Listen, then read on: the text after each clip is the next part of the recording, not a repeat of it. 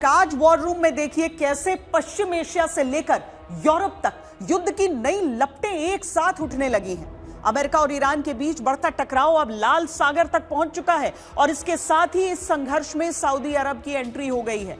इस पूरे समीकरण को डिकोड करेंगे और समझेंगे कि आखिर क्षेत्रीय संघर्ष किस तरह वैश्विक संकट का रूप ले रहा है। वहीं रूस यूक्रेन युद्ध एक बार फिर बेहद खतरनाक मोड़ पर है। डोनाल्ड ट्रंप से मुलाकात के बाद ज़ेलेंस्की के तेवर बदले हुए दिखाई दे रहे हैं।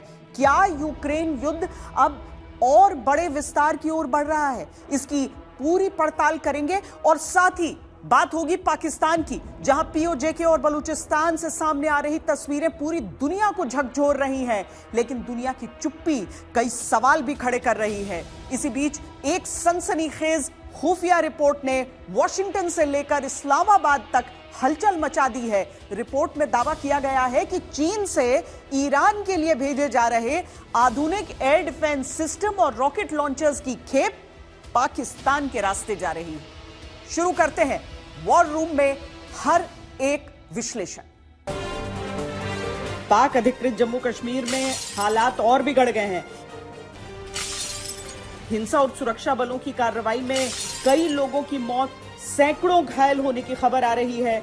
विरोध में इस्लामाबाद में प्रदर्शन भी हुआ है। बिगड़ती स्थिति पर चिंता जताते हुए ब्रिटेन के 50 से अधिक सांसदों ने ब्रिटेन के विदेश मंत्री को चिट्ठी लिखकर तुरंत तनाव कम करने और कूटनीतिक बातचीत के जरिए मानवाधिकारों की रक्षा की मांग भी की है। पाकिस्तान के अवैध कब्जे वाले जम्मू कश्मीर में हालिया हिंसा ने कई गंभीर सवाल खड़े कर दिए हैं। स्थानीय रिपोर्ट्स और प्रदर्शनकारियों के दावों के अनुसार अपने अधिकारों की मांग को लेकर सड़कों पर उतरे लोगों पर सुरक्षा बलों ने कार्रवाई की, जिसमें कई लोगों के मारे जाने की खबर है। पत्रकारों और सिविल सोसाइटी के लोग लगातार मदद और अंतर्राष्ट्रीय हस्तक्षेप की अपील कर रहे हैं, लेकिन दुनिया की बड़ी ताकतें खामोश हैं। जो अंतर्राष्ट्रीय मीडिया अक्सर लोकतंत्र और मानवाधिकार पर खुलकर बोलती है, वो भी चुप है। प्रदर्शनकारियों का कहना है कि उनकी मांगें रोटी, बिजली, महंगाई और बुनियादी हक से जुड़ी हैं। दूसरी ओर पाकिस्तान सरकार और उसके मंत्री आंदोलन के पीछे बाहरी हाथ होने का आरोप लगा रहे हैं।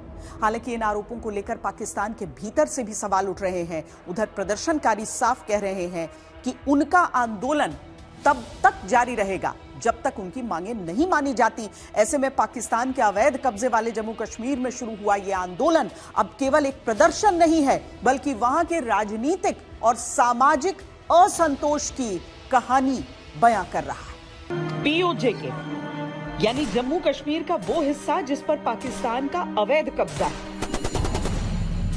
लेकिन अब जिस तरह की खबरें और तस्वीरें लगातार पीओजेके से बाहर आ रही हैं, आजादी के नाम पर गुलामों से बदतर जिंदगी और जानवरों सी मौत, ये है पीओजेके। पाकिस्तानी हुकूमत तानाशाही से भी एक कदम आगे बढ़ गई है। कत्लेआम अब केवल एक तरह से पाकिस्तान के लिए सुरक्षा तंत्र का हिस्सा है। रावलकोट, मीरपुर, मुजफ्फराबाद, हर तरफ सिर्फ और सिर्फ मौत का खेल खेला जा रहा है। इस्लामाबाद से लेकर तुर्की तक मुस्लिम उम्मत की बात करने वाले पाकिस्तान की हैवानियत इस बात से समझी जा सकती है कि पाकिस्तानी सेना ने मस्जिदों को भी नहीं बख्शा। मीरपुर की बिलाल मस्जिद के अंदर नमाजियों पर गोली चलाई गई। लोगों के साथ साथ इमाम इनायतुल्लाह का भी कत्ल कर दिया गया। अब तो ये आवाज आ रही है पाकिस्तान ऑक्यूपाइड कश्मीर से कि ये जो दहशतगर्दी है इसके पीछे वर्दी है। तो मुझे लगता है इस बार बहुत बदलाव है और इस बार लोग कह रहे हैं हम आर पार की लड़ाई लड़ेंगे, क्योंकि उनको लगता है कि पाकिस्तान ने 80 साल उनके रिसोर्सेज को एक्सप्लॉइट किया है, ह्यूमन राइट वायलेशन किए हैं, फंडामेंटल राइट्स जो हैं उनको कुछ नहीं दिए हैं। जो 38 पॉइंट दे रखे हैं जॉइंट अवामी एक्शन कमेटी ने, उस पर कोई भी इन्होंने कार्रवाई नहीं की, बल्कि जॉइंट अवामी एक्शन कमेटी को बैन कर दिया। पाकिस्तान के 4 टुकड़े होंगे जो कि खैबर पख्तूनख्वा, बलूचिस्तान, सिंध और पंजाब। पीओजेके और गिलगित बाल्टिस्तान जो कि भारत का हिस्सा है, जो इलीगली ऑक्यूपाइड किया है पाकिस्तान ने, वो वापस भारत में आएगा। पीओजेके जॉइंट अवामी एक्शन कमेटी यानी JAAC के नेता सरदार अमन कश्मीरी का आरोप है कि पाकिस्तानी फौज ने केवल 48 घंटों में 31 आम नागरिकों को मौत के घाट उतार दिया। एक तरफ पीओजेके में हिंसा और मानवाधिकार उल्लंघन को लेकर सवाल उठ रहे हैं, दूसरी तरफ प्रदर्शनकारियों का आरोप है कि रोटी, बिजली और बुनियादी अधिकार मांगने पर उन्हें गोलियों से भून दिया जा रहा है। अब ये आंदोलन केवल मांगों का नहीं बल्कि अधिकार की लड़ाई बन चुका है। अब रुख करते हैं पाकिस्तान के उस हिस्से का जो हाल में ही खुद को पाकिस्तान से आजाद घोषित कर चुका है। बात हो रही है बलूचिस्तान की। पाकिस्तान कह रहा है कि वो आतंकवाद के खिलाफ जंग लड़ रहा है, लेकिन सवाल यह है कि क्या इस जंग की आड़ में बलूचिस्तान में आम लोगों पर भी कार्रवाई हो रही है? क्या आतंकवाद के नाम पर पूरे इलाके को सैन्य अभियान का अखाड़ा बना दिया गया है? और क्यों पाकिस्तान के अत्याचारों पर पश्चिमी मीडिया एकदम खामोश है? बलूचिस्तान से जो खबर आ रही है वो और डरावनी। वहां पाक फौज ने बलूचिस्तान के मस्तूम इलाके में करीब 140 लोगों को आतंकी बताकर कत्ल कर दिया। पाक फौज की यह बर्बरतापूर्ण कार्रवाई 6 जुलाई को शुरू हुई। पाक फौज का दावा है कि उसके ऑपरेशन में आतंकियों के कई ठिकाने तबाह किए गए हैं और बड़ी संख्या में गिरफ्तारियां हुई हैं। लेकिन कहानी का एक और पहलू है।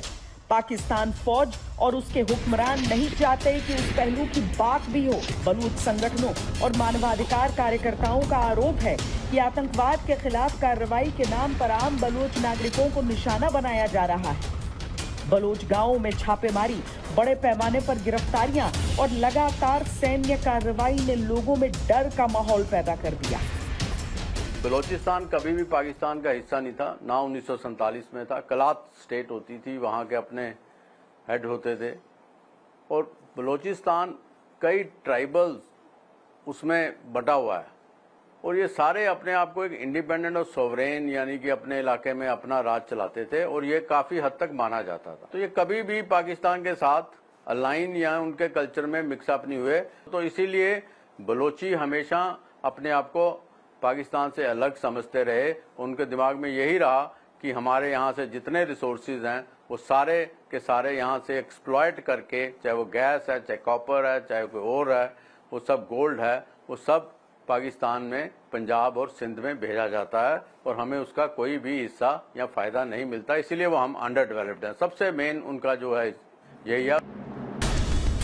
इस ऑपरेशन की शुरुआत उस हमले के बाद हुई जिसमें 9 पुलिसकर्मी मारे गए और 18 पुलिस कैडेट्स का पहले अपहरण किया गया, फिर उनकी हत्या कर दी गई। इसके बाद पाकिस्तानी सेना ने पूरे इलाके में अभियान तेज कर दिया। लेकिन सवाल उठ रहे हैं कि क्या इस कार्रवाई में आतंकियों और आम नागरिकों के बीच फर्क किया जा रहा है? सवाल यह भी है कि जो पाकिस्तान भारत को लेकर इस तरह का प्रोपेगेंडा करता है, वो आज अपने ही शहरियों को कत्ल क्यों कर रहा है?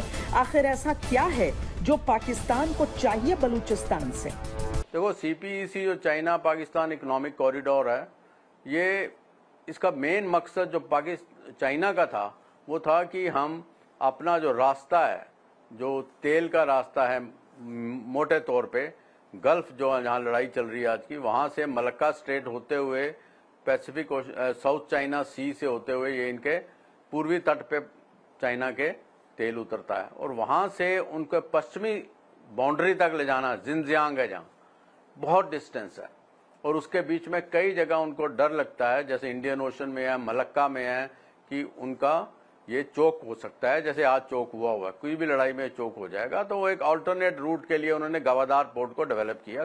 प्रॉब्लम जो आ रही है इंटीरियर कनेक्टिविटी की आ रही है कि जो रास्ते से निकलते हैं वो सारा बलोचिस्तान है और वो सारे रास्ते में बलोच, आज तो BLA है, मजीद ब्रिगेड है, जो ये समझते हैं कि चाइनीज़ जो यहाँ पे हैं हमें एक्सप्लॉयट करने के लिए हैं, हमारे रिसोर्सेज ले जाने के लिए हैं और सन्स ऑफ द सॉइल कि हम यहाँ के रहने वाले हैं, हमारे लिए कुछ नहीं है।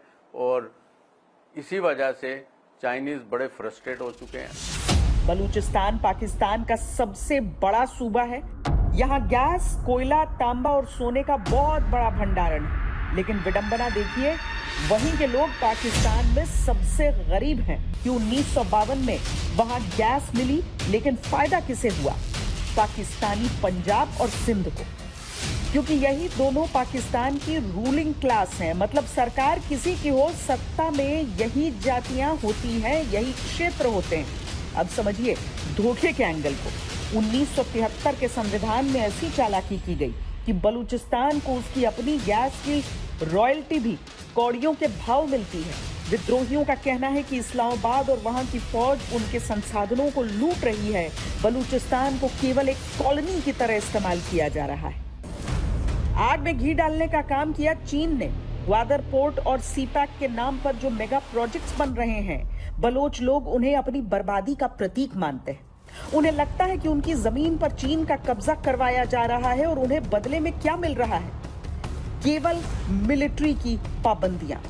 इसीलिए विद्रोहियों ने सीधा चीन के प्रोजेक्ट्स और वहां के वर्कर्स को निशाना बनाना शुरू कर दिया।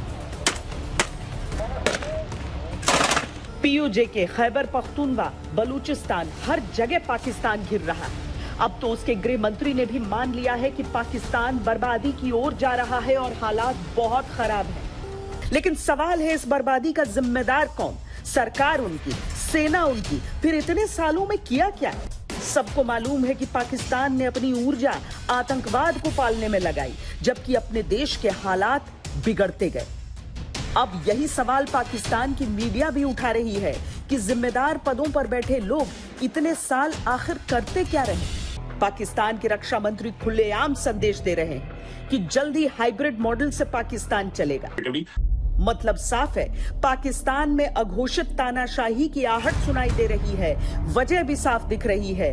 पीओजे हो, खैबर पख्तूनवा हो, बलूचिस्तान या सिंध, लगभग हर इलाके में असंतोष बढ़ रहा है। ऐसे में हालात संभालने के बजाय सत्ता पर पकड़ मजबूत करने की कोशिशें तेज होती दिख रही हैं। पीओजे और बलूचिस्तान में क्या चल रहा है, हम आपको अपने संवाददाता अशरफ वानी के पास लिए चलते हैं। अशरफ इकलौते पत्रकार हैं जो कि पीओजे का हाल अपनी आंखों से देख चुके हैं। क्या यह सिर्फ अशरफ कानून व्यवस्था का संकट है या पाकिस्तान के भीतर गहराता राजनीतिक और सुरक्षा का संकट?